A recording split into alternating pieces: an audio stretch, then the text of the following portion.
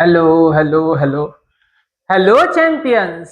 बेटा आज हम देखो बेसिक मैथमेटिक्स का सैंपल पेपर जो थे वो पांचों पांच पेपर खत्म हो चुके हैं। आज हम सेल्फ असेसमेंट पेपर नंबर 1 जो ओसवाल का पहला पेपर है आज उसे खत्म करेंगे। उसका आज हम सेक्शन ए सॉल्व करने वाले हैं। और मैं जैसे सेक्शन ए के सारे लेक्चर में मैंने एक ही चीज कही बेटा, अगर आपको सेक्शन ए और मैथ्स में अगर आपको अच्छा खासा स्कोर चाहिए और पास होना या अच्छा खासा स्कोर चाहिए तो मैं जितने भी पेपर करवा रहा हूँ, चाहे ओसवाल हो, लिबर्टी हो, इडियोकार्ट हो, है ना, चाहे फिर वो गाला हो, मार्वल हो, कुछ भी हो, सबके आप सेक्शन ए कर लेना, चाहे वो फिर बेसिक के हो चाहे वो स्टैंडर्ड के हो, सबके सेक्शन ए कर लेना ताकि आपका सेक्शन ए में मार्क्स बढ़िया आएगा फिर। चलिए तो आज के पिटारे में हम सेक्शन ए को हम खत्म करते हैं। देखो ये रहा सेक्शन ए का पहला पेपर, सेल्फ सैंपल पेपर 1। ठीक है, चलो पहले क्वेश्चन की ओर बढ़ते हैं। मुझे ये वाला क्वेश्चन पूछा हुआ है, कैसे सॉल्व होगा? Alpha and beta are the zeros of the polynomial, then मुझे इसकी वैल्यू निकालनी है। चलो 1 upon alpha plus 1 upon beta. चलो 1 upon alpha plus 1 upon beta मतलब हो जाएगा बीटा यहां पे चला जाएगा, अल्फा यहां पे चला जाएगा, beta plus alpha upon beta into alpha, मतलब ऊपर हो जाएगा सम ऑफ जीरोस, नीचे हो जाएगा product of the zeros. Sum of zeros का फॉर्मूला होता है माइनस बी बाई ए और इसका फॉर्मूला होता है सी बाई ए कट गया, minus B by C. B की वैल्यू कितनी है 5 और सी की वैल्यू कितनी है 1, माइनस 5 अपॉन 1 मतलब माइनस 5।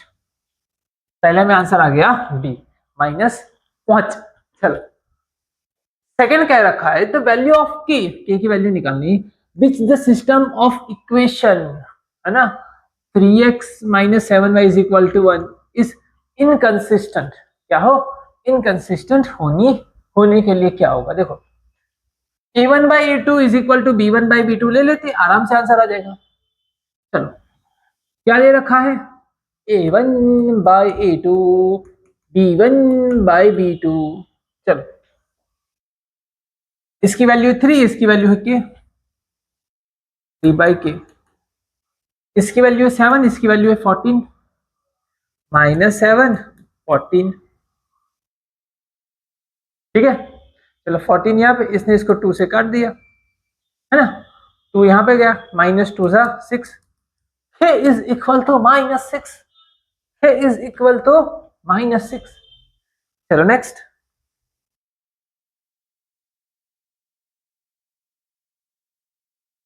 ये दे रखा है the nature of root of quadratic equation this, इसका नेचर क्या होगा? देखो इसका नेचर कैसे पता चलेगा? इसका नेचर, रूट का नेचर डी से पता चलता है, डिटर्मिनेंट से, D is equal to discriminant से, जो डिस्क्रिमिनेंट है इसी से पता चलेगा, बी स्क्वायर माइनस 4ac। ये रहा बी, बी की वैल्यू कितनी है 1, सी की वैल्यू 1 और ए की वैल्यू भी 1, सबकी वैल्यू 1 1 है, 1 का स्क्वायर 4 1 1 माइनस 3। नेगेटिव होना मतलब इमेजनरी, कैसा? इमेजनरी। डी नेगेटिव होना मतलब इमेजनरी, डी जीरो होना मतलब इक्वल, डी पॉजिटिव होना मतलब अलग अलग, रियल एंड डिस्टिंक्ट। चलो नेक्स्ट क्वेश्चन की ओर बातें हैं। Point this lies on this value of M, ये पॉइंट इस पे आया हुआ है तो वैल्यू डाल दो एक्स और वाई की जगह पे। एम एक्स की जगह पे कितना डालोगे 3, वाई की जगह पे कितना डालोगे -10, माइनस माइनस प्लस 10 11, ये वहां पे जाएगा तो कितना हो जाएगा 1, 3 डिवाइड में चला जाएगा 1/3, कितना हो जाएगा 1। बहुत आसान क्वेश्चन है, मजा आएगा बड़ा। चलो इन्होंने क्या रखा, किसकी वैल्यू पूछी है? ए ओ बी 105 दे रखा है, ये 105 है तो ये कितना हो जाएगा, ये 90, ये भी 90 और ये कितना हो जाएगा 180 में से 105 हटा दो, 180 में से 105 हटा दो तो कितना आ जाएगा 75। ये हो जाएगा 75। इन्होंने वैल्यू किसकी पूछी पता है? ए ओ A P, O A P ये वाला angle 90 plus A P B, A P B 75 मतलब 165। कितना आएगा? 165। इसका 75 इसका 90 दोनों मिला कितना हो गया? 175। कितना सिंपल है। चलो next, a card is drawn at random from the well shuffle deck of 52 Mohan कर सकते हैं उसमें से उठा रहे। the probability that drawn card shows number 10 is 10 number कितनी बार आएगा? 4 बार, क्योंकि 10 नंबर के 4 पत्ते होते हैं, है ना। 4 डिवाइड बाई 52, 1 डिवाइड बाई 13। देखो हर कलर के 13 पत्ते हैं और सब में एक 10 है। 13 में से एक 10, फिर दूसरा 13 में से एक 10, तीसरी 13 में से एक 10, चौथे 13 में से एक 10, मतलब प्रोबेबिलिटी हर 13 में एक पत्ता आपको 10 का मिलेगा। इसका मतलब क्या होता है? हर 13 में आपको एक पत्ता 10 का मिलेगा। तो next,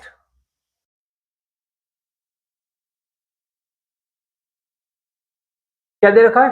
the sum of root of polynomial is A and product is B, what is this? चलो 2a प्लस 3b निकालना है, तो छोटा कर ले, 2a प्लस 3b निकालना है। देखना 2a प्लस 3b, है ना। चलो इसको मैं कंपेयर करता हूं इसके साथ। अब इस बार मेरे को थोड़ा फॉन्ट बदलना पड़ेगा, सॉरी यहाँ पे a और b से उन्होंने यूज कर लिया है ना, तो मैं कैपिटल ए बी यूज कर लूंगा। X square plus b x plus c, be smart. अब इसके यहाँ पे छोटा ए छोटा बी मत यूज करना, x square b x plus c. इन्होंने कैपिटल ए और सॉरी स्मॉल बी यूज कर लिया, तो हम भी स्मार्ट है। तुम साने तो हम 1.5 साने।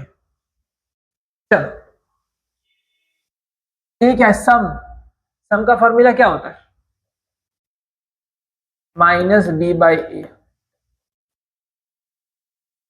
बी क्या है? प्रोडक्ट। प्रोडक्ट का फॉर्मूला क्या होता है? सी बाई ए। हो गया minus 2b by a plus 3c by a, नीचे का ए सेम हो गया, माइनस 2b प्लस 3c। समझ में आया? माइनस 2, बी की वैल्यू कितनी है? बी की वैल्यू कितनी? -2। सी की वैल्यू कितनी है? 6। और ए की वैल्यू कितनी है? 1। ये 4 18 22। समझ आया? चलो next question, which of these quadratic equation has a equal roots? Equal root जब दो चीजों में मिलेगा आपको, देखो इक्वल रूट में ना आपको हमेशा ऐसा क्वेश्चन दिया जाएगा, ऐसा क्वेश्चन दिया जाएगा जो कंप्लीट स्क्वायर हो, जो कंप्लीट स्क्वायर हो। ये रहा कंप्लीट स्क्वायर, ये किसका स्क्वायर है? x प्लस 2 का स्क्वायर है, इसका d 0 आएगा। जिसके इक्वल रूट्स मिलते हैं उसका d 0 होता है। क्या 0 होता है बेटा? d 0 होता है। देखो d इज इक्वल टू क्या होता है? d square minus 4ac। कर लो इसका, b का स्क्वायर करो, 4 का स्क्वायर 16, a की जगह पे 1, c की जगह पे 1, 4 0 हो गया, 16 16 गया। इसका भी d 0 नहीं, इसका भी d 0 नहीं और इसका भी d 0 नहीं। बोलो क्लियर है? चलो नेक्स्ट क्वेश्चन पे आते हैं।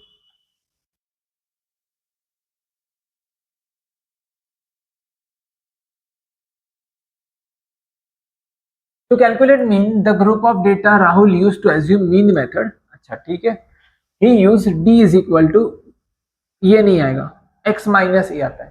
क्या होता है? x minus A. d is equal to x minus A where a is assumed mean। अच्छा सही है, और d की वैल्यू उसने ये लिख रखी है, इसको उसने d बार माना है। क्या माना है? d बार। ये d है, हम d हमारा सही है, d हमारा सही है, ये गलत है, इसको ये प्रिंटिंग मिस्टेक है, इसको हटाओ। हमारा d सही है, d इज इक्वल टू क्या है? ध्यान से देखना, d is equal to x minus a सही है। और हमारा फॉर्मूला क्या होता था? x बार का, a plus sigma f d upon sigma f i d i, वही करते थे ना, वही है। तो डी आई की जगह पे सिर्फ डी लिख रखा है बस, और एफ आई की जगह पे सिर्फ एफ लिख रखा है, ये वही है, समझ में आया? बट इसकी जगह पे इन्होंने डी बार ले रखा है, तो डी बार लिख दो, कौन सी बड़ी बात है। लो, तो तुम्हारा एक्स बार कितना हो गया, ए प्लस डी बार, ए प्लस डी बार हो गया। क्लियर है? चलो,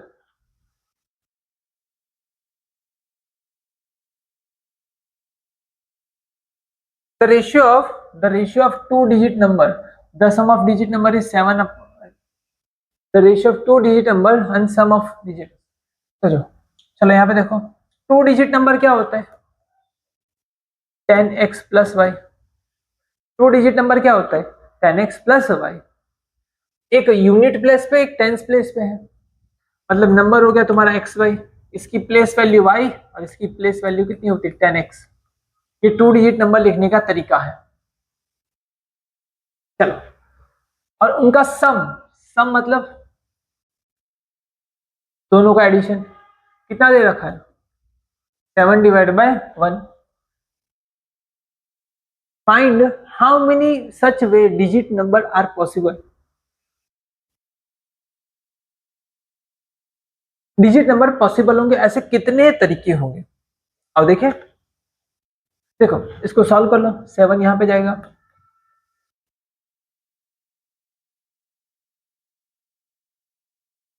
ये यहां पे आ जाएगा 3x, यहां पे जाएगा 6y, x is equal to 2y। चलो वैल्यू ले ले, टू डिजिट नंबर बनाना है ना। चलो x की वैल्यू 1 लोगे, x की वैल्यू 1, x की वैल्यू मैं 1 लूंगा तो y की वैल्यू कितनी आ जाएगी, 2, डबल हो जाएगा। इसको 2 लूंगा तो इसका 4 हो जाएगा, 3 लूंगा तो 6 हो जाएगा, 4 लूंगा तो 8 हो जाएगा, 5 लूंगा 10 हो जाएगा। अब ये 3 डिजिट नंबर हो गया, ये कितना हो गया, 3 डिजिट हो गया, तो ये नहीं चलेगा। 1 2 3 4 नंबर कौन कौन से होंगे, 12 चलेगा, 24 चलेगा, 36 चलेगा, 48 चलेगा। ये 4 नंबर चल सकते हैं। कितने तरीके बेटा, 4 ही नंबर पॉसिबल जिनमें ये चीज लगती है, जिनमें ये चीज लगेगी। देखो ये प्रूव करके दिखाता हूं, 12 नंबर उठाओगे ना, 12 और 12 हो गया, the ratio of to digit number and the sum of digit number is 1 plus 2। बोलो क्लियर है? and sum of two digit number is 7:1। चलो next, two dice are rolled together, two dice are rolled together, the probability that at least one of them show 5, 5 किस में दिखाई देगा। देखो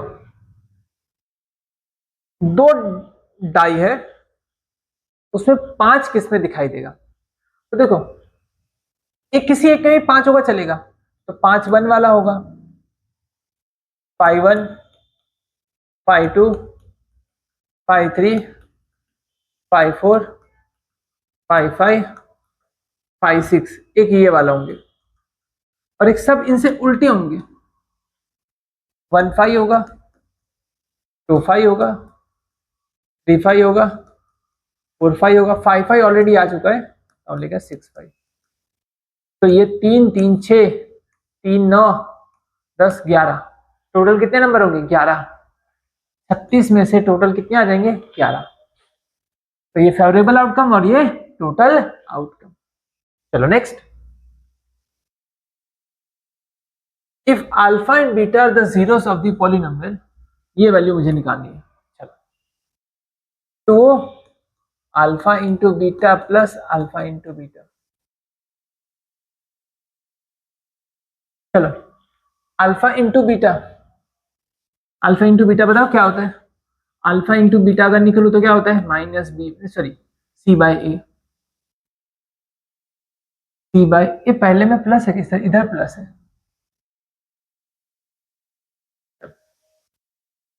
सी by a, सी कितना है, -5, और ये कितना है 1, मतलब -5, ये -5 प्लस अल्फा प्लस बीटा निकालू तो क्या हो जाएगा, alpha plus beta is equal to -b/a, -14 divide by 1 मतलब 14, दो बार माइनस ना, ये एक माइनस और इसका भी माइनस, -14 माइनस माइनस प्लस 14, तो मतलब ये हो गया 14, ये हो गया 11, सॉरी 9, और ये 2, 18, कितना आंसर आएगा बेटा 18, या बोलो क्लियर है?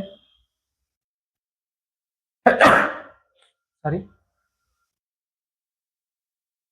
चलो next, the sum of first n terms of AP दे रखा है, मतलब सबका एडिशन दे रखा है first n terms of AP given by this, then the first term of AP, चलो अगर मैं S1 निकालो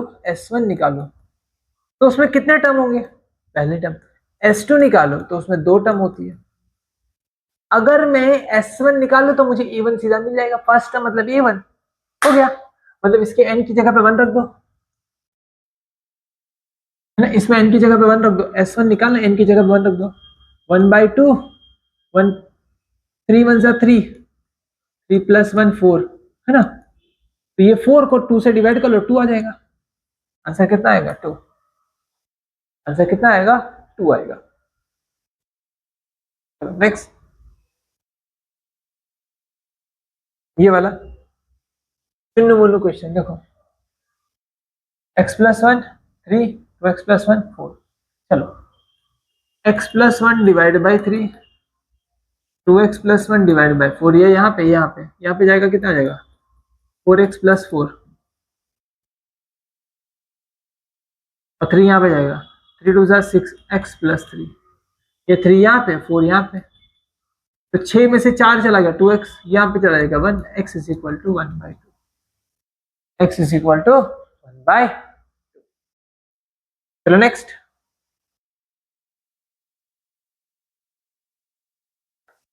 चलो O is the centre of the circle and shows PQ, अच्छा ये PQ एक कॉर्ड, PQ PQ एक कॉर्ड है और O सेंटर है, 50 डिग्री बना रहा है, टेंजेंट है, ये टेंजेंट है, अच्छा टेंजेंट पूरा एंगल कितना बनाता है 90 होता है, कितना होता है पूरा 90, अगर ये 50 है, ये 50 है, तो ये कितना होगा 40, है ना, अंदर वाला कितना हो जाएगा 40 हो जाएगा, तो ये अंदर वाला 40 हो जाएगा, ये 40 होएगा, अगर ये 40 तो ये भी 40, 40 40 80, तो बचा हुआ कितना होगा, ये हो जाएगा 100, 40 40 80 और 100 180 हो गया, किसका, इस ट्राइंगल का, ये ट्राइंगल का हो गया, तो आंसर आएगा 100, कितना आंसर आएगा 100।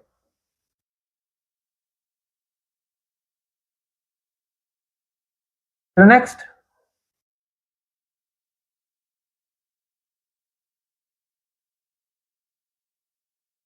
हाँ क्या क्या रखा है, the quadratic polynomial has an integral root, अच्छा दो रूट हैं जिनका सम 7 दे रखा है, जिनका सम मुझे 7 दे रखा है, मतलब alpha plus beta is equal to 7 बोल रखा है, तो which of the following can not be the constant term of the polynomial, constant term क्या होती है, अल्फा इंटू बीटा, अगर कोई भी आप पॉलिनोमियल उठाओगे तो पॉलिनोमियल को कैसे लिखा जाता है, ऐसे लिखा जाता है,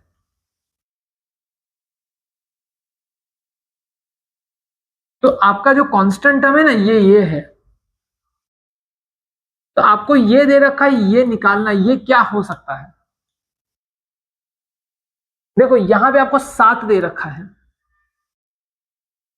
7 की कोई भी टुकड़े करो उनका मल्टीप्लीकेशन मिलेगा तुम्हें, 7 के टुकड़े कितने कर सकता हूं, देखो 7 के टुकड़े कितने कर सकता हूं मैं,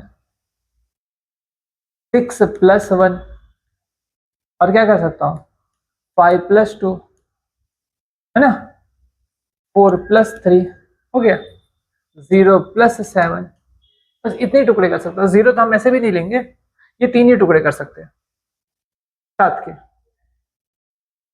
1 2 3 4 5 6 हो गया, चलो 6 1 जा 6 हो जाएगा, 5 2 जा 10 हो जाएगा, और 4 3 जा 12 हो जाएगा,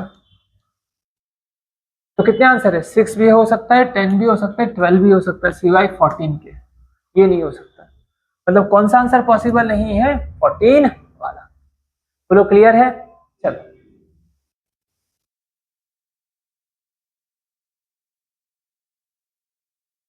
ये वाला मस्त क्वेश्चन है, बड़ा मजेदार क्वेश्चन है। A closed container with a gray hemispherical has a radius of r in infinite in figure. It contains water up to the height of centimeter in inverted as shown in figure. चलो ध्यान से सुनना।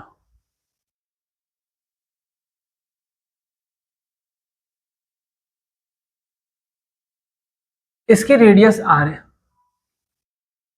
इसमें r जितनी height तक पानी भरा गया था, कितनी हाइट तक भरा गया था? r जितना हाइट तक इसमें पानी भरा गया था ऐसे। तो इसका जो वॉल्यूम होगा, ये पहले वाले पानी का वॉल्यूम हो जाएगा, वो वॉल्यूम हो जाएगा पाई आर स्क्वायर एच। बोला है ना, इसका वॉल्यूम था pi r square h, pi r square, और एच की जगह पे कितना था? आर था, मतलब इतना पानी था। ठीक है, एकदम नीचे से इतना पानी था। लेकिन जब मैं इसे उल्टा कर दूं, या ऐसा सोच के चलो कि इस पानी को मैंने इसमें डाल दिया, इसकी भी रेडियस सेम आ रहे हैं, बट ये नीचे से पहले की तरफ फ्लैट नहीं है, खड्डे वाला ऐसा। वो झंडू बाम की डब्बी में ऐसे ही आता, अंदर से खड्डा आता है ऐसे, अंदर से ऐसी कैविटी आती है। मतलब पानी तुम्हारा यहाँ पे नहीं होगा, पानी तुम्हारा इस जगह पे होगा। पानी तुम्हारा कहाँ पे होगा? बाकी की जगह पे होगा, ये इधर, मतलब इधर दिखाता, चलो इधर पानी यहाँ पे होगा, सिर्फ यहाँ से ऐसे, इतने में पानी पूरा भरा होगा, ये इसमें पूरा पानी भरा होगा। क्लियर है? पहले पानी नीचे था, अब पानी ऊपर तक चला गया। अब ये टोटल हाइट हो गई h, कितनी हाइट तक? Inverted. What is the height of water in figure? उसकी हाइट कितनी होगी? इसकी हाइट मुझसे पूछी h, मैंने इसे h डैश कह दिया, अब हाइट जो है वो h डैश है।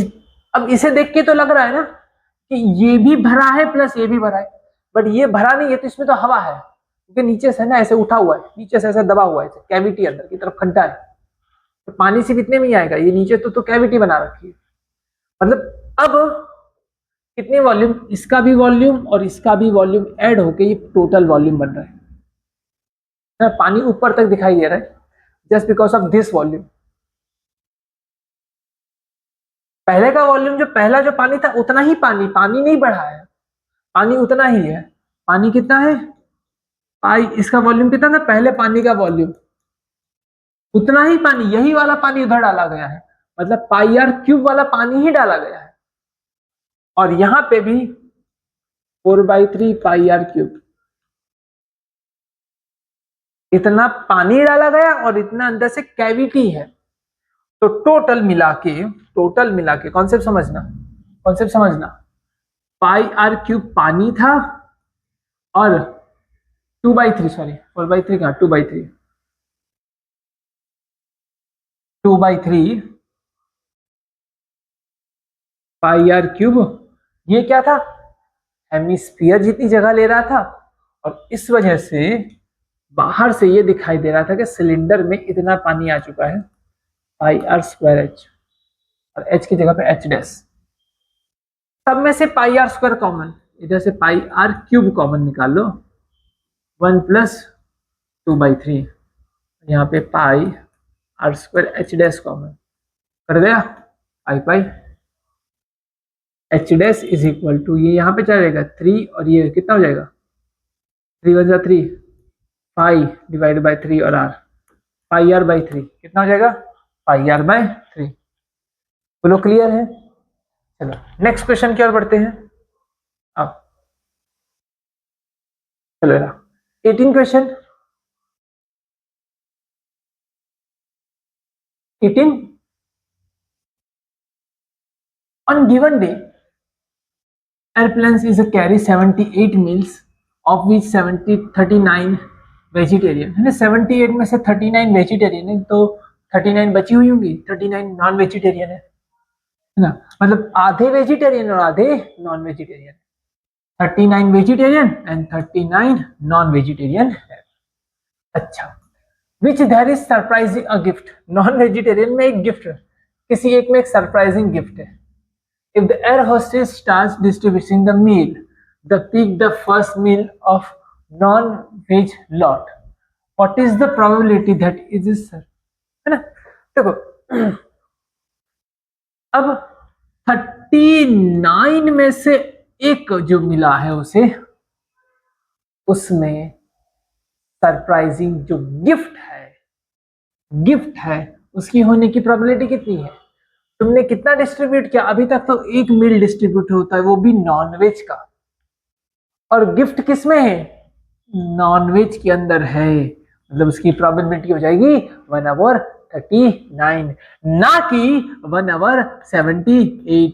ये वाला पूरा हो जाएगा गलत। देन 1/39। चलो नेक्स्ट क्वेश्चन की ओर आते हैं। चलो,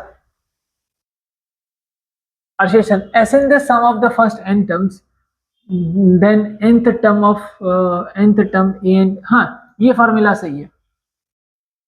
ascend मतलब n निकालने का फॉर्मूला है Sn माइनस Sn-1।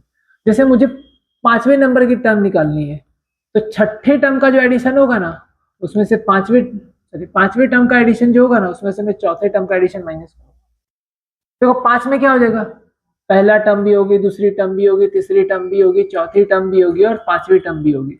इसमें से मैं क्या माइनस कर दूं, 1 वाली, 2, 3 और 4, ये 4 टर्म माइनस कर दूं, तो ये काट देंगे, ऐसे ऐसे माइनस कर लूंगा, काट देंगे पूरा, बचेगा क्या A5।